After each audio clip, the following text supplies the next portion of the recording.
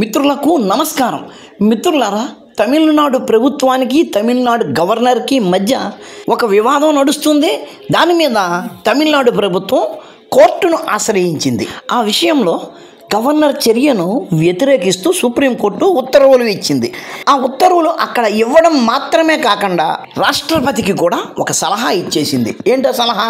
రాష్ట్రపతి రిజర్వ్ బిల్లులు పాస్ చేసే ముందు న్యాయ వ్యవస్థని సంప్రదిస్తే బాగుంటుంది. ఈ మాట చూడడానికి ఒక సలహాలా ఉంది, కానీ ఇది సలహా కాదు.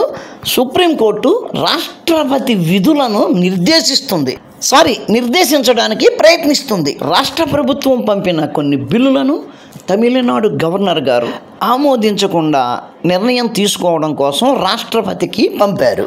అట్లా పంపడం అనే చర్యని గవర్నర్ గారు తీసుకున్న ఆ చర్యని సుప్రీంకోర్టు కొట్టివేసింది. దీన్ని కొంతమంది చారిత్రాత్మక ఉత్తర్వులు అని అన్నారు మొన్న.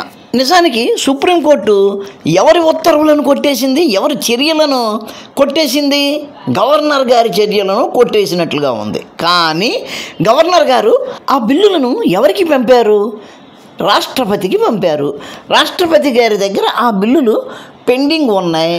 ఆయన ఆ బిల్లులను అలా రాష్ట్రపతి గారికి పంపడం ఆ చర్యను రద్దు చేసింది సుప్రీంకోర్టు. అంటే ఆ బిల్లుల మీద రాష్ట్రపతి గారు ఎటువంటి నిర్ణయము తీసుకోవలసిన అవసరం లేదు. అంటే రాష్ట్రపతి గారు ఏదైతే నిర్ణయం తీసుకోవాలో ఆ నిర్ణయాన్ని తన చేతుల్లోకి తీసుకున్నట్టయింది సుప్రీంకోర్టు. రాష్ట్రపతి గారు ఏ నిర్ణయమైనా సొంతంగా తీసుకుంటారా? తీసుకోరు కదా. క్యాబినెట్ దగ్గర నుంచి సలహా తీసుకుంటారు. క్యాబినెట్ అంటే ప్రభుత్వం, అంటే ప్రధానమంత్రి విధులలో సుప్రీంకోర్టు ఏలు పెట్టినట్టు లెక్క.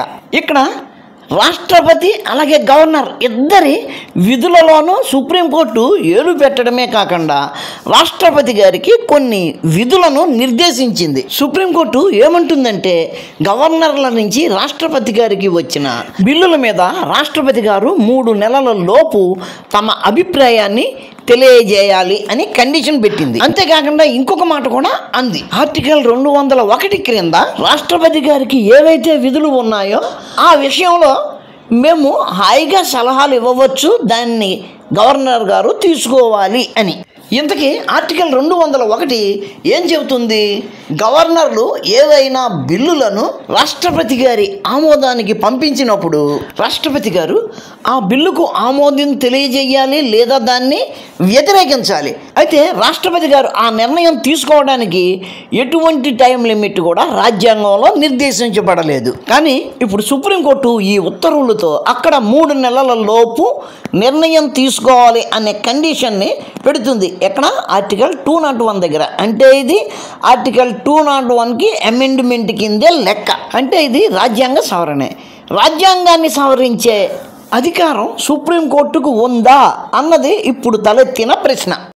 ఇక్కడ రాష్ట్రపతి విధులు అంటే రాష్ట్రపతి ఏవి కూడా తన సొంతంగా నిర్ణయాలు తీసుకోరు. అవన్నీ కూడా కేంద్ర ప్రభుత్వ నిర్ణయాలే. కేంద్ర ప్రభుత్వ నిర్ణయాలనే రాష్ట్రపతి గారు ఆమోదిస్తారు. ఒక విధంగా సుప్రీంకోర్టు కేంద్ర ప్రభుత్వం ఎలా నడవాలి అన్న విషయం మీద తన నిర్దేశకాలు ఇస్తుంది. సాధారణంగా సుప్రీంకోర్టు ఎగ్జిక్యూటివ్ విధులలో తన ఏలు పెట్టదు.